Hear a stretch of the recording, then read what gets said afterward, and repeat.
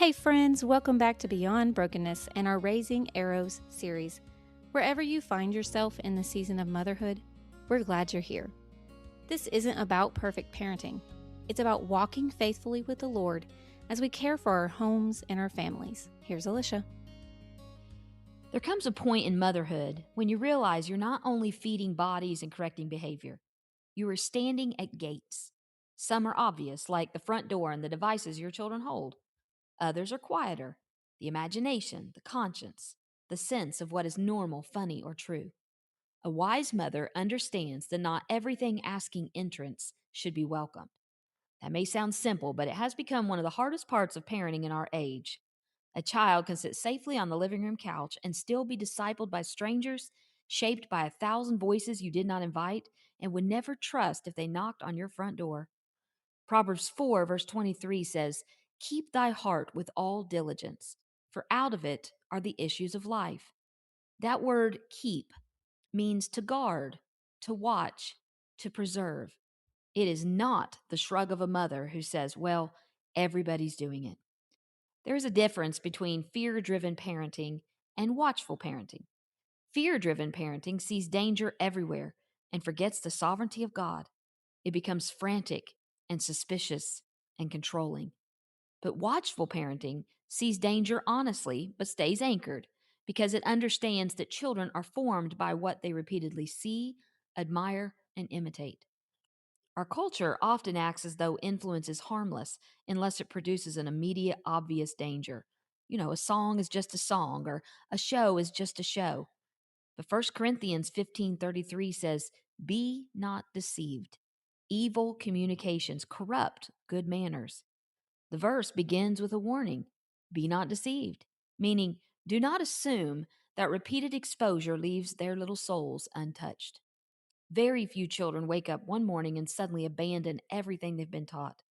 More often, the conscience is dulled by degrees. A little mockery becomes normal. A little disrespect just becomes their personality.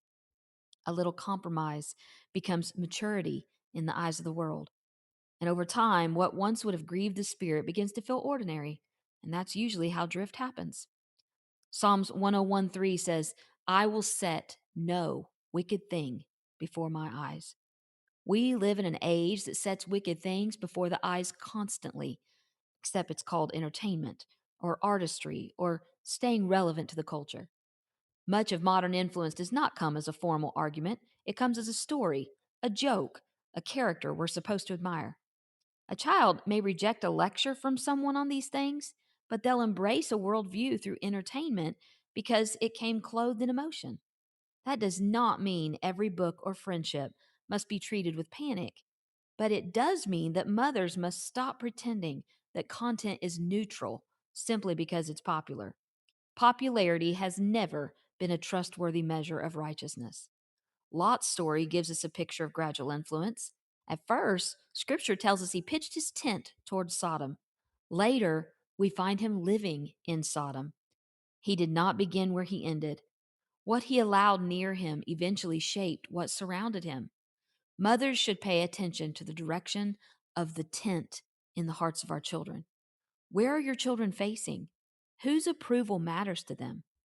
These questions are not meant, again, to make us paranoid, but they are meant to make us observant, the way a shepherd notices the direction of the sheep before the cliff ever gets under their feet. So, guarding the gates begins with accepting that access is not the same thing as maturity. We would never hand a young child the keys to a car simply because he can reach the pedals. A phone is not just a phone, it is a doorway, a library, a marketplace, 1,000 strangers in the palm of a hand. If you would not drop your child alone in the middle of a city at midnight and say, "Make good choices," you should not hand over unrestricted digital access and assume innocence will protect them. Children need protection before they need privacy in the adult world. A mother should not feel guilty for knowing passwords or removing access when trust has been broken. That is not spying, that is parenting. Of course, we must do this with wisdom and not suspicion as a way of life. A home where every child feels constantly accused becomes very cold and fear driven. But a home where no one is watching becomes spiritually dangerous as well. If your only tool is restriction, your child may comply outwardly without developing inward discernment. And if your only tool is conversation with no boundaries or consequences, your child may drown in some influence before wisdom has time to grow. So they need both.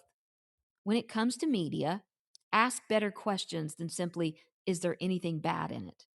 We can ask, what is this teaching my child to love? Who in this media is portrayed as admirable? We can ask whether this content makes sin look ugly or attractive. You can watch something with your child and you can pause and say, why do you think that character is being presented as the hero?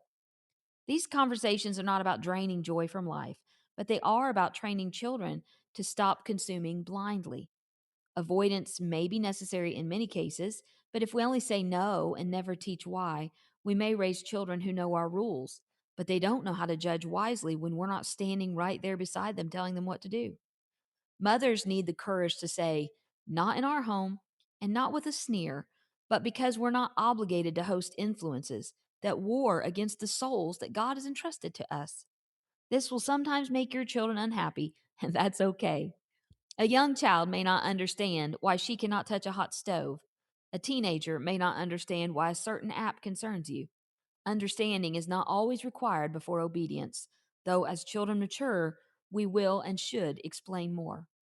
Friendships are another gate.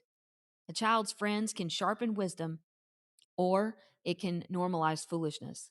This does not mean your child can only be around perfect children, and it does not mean we raise children who look down on others. Jesus ate with sinners, but there is a difference between ministering to someone and being shaped by them. Watch the fruit of friendships. Does your child become more disrespectful after spending time with certain friends or more secretive? Or does the friendship strengthen honesty and joy?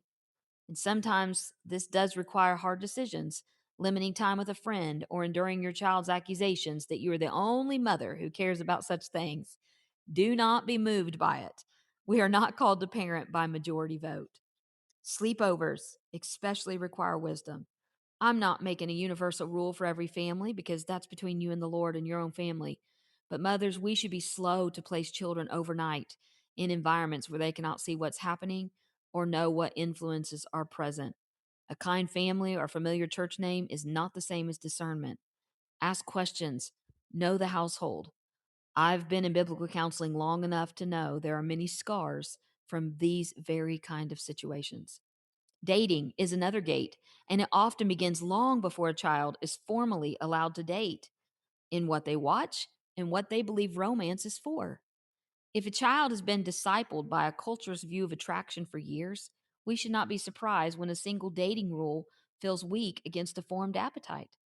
Talk about modesty in a way that honors the body, not shame it. Talk about purity as worship, not merely rule keeping, that they are beautiful and wonderfully made, and what a precious treasure they are. It is not free. If you do not teach these things, the world will. Music gets past the front door of the mind and settles into memory. Lyrics are catechisms of desire, teaching children what to long for and how to think about love and pain. Ask what the music is doing. Does it stir rebellion or self pity? Or does it make sin look poetic? Not every song has to be a hymn, but no song is nothing. Music is very powerful, and we need to be aware of that in our own lives and in the lives of our children. Social media can deserve its own sober attention because it's not only a place where children see content, it's a place where they're trained to perform themselves, to measure worth by attention and their identity by public reaction. Some children don't need social media at all, and many need it much later than their peers might get it. Everyone has it is not a biblical argument. Feeling left out is not the worst thing that can happen to a child. Being formed by foolishness may be far worse. At the same time, do not make technology the forbidden fruit by refusing to talk wisely about it. Explain the issue is not that mama is afraid of everything, but that their hearts are precious and influences are powerful. Family culture is one of the best protections against destructive influence. The shared rhythms and loves that make your home what it is. If the only thing a child experiences at home is correction and restriction, worldly culture may look like freedom. But if home is also warm and honest and hospitable, boundaries make more sense inside a larger story of love. Eat together when you can, play together, laugh together. Let your children be bored long enough that they become creative. Guarding the gates is not only about keeping poison out, it is also about cultivating what is good within, replacing rather than only removing. If you take away a harmful influence, help your child find a better one. This is important because discernment is not the same as fear. Fear only says that is dangerous. Discernment says this is better. We are not raising children merely to avoid the world. We are raising them to love the Lord so deeply that they can move through the world without being owned by it. There will be mistakes. You will miss things. I have missed things. And when conviction comes, respond. Say, we need to change this, or I did not understand what this is forming, but I see it more clearly now.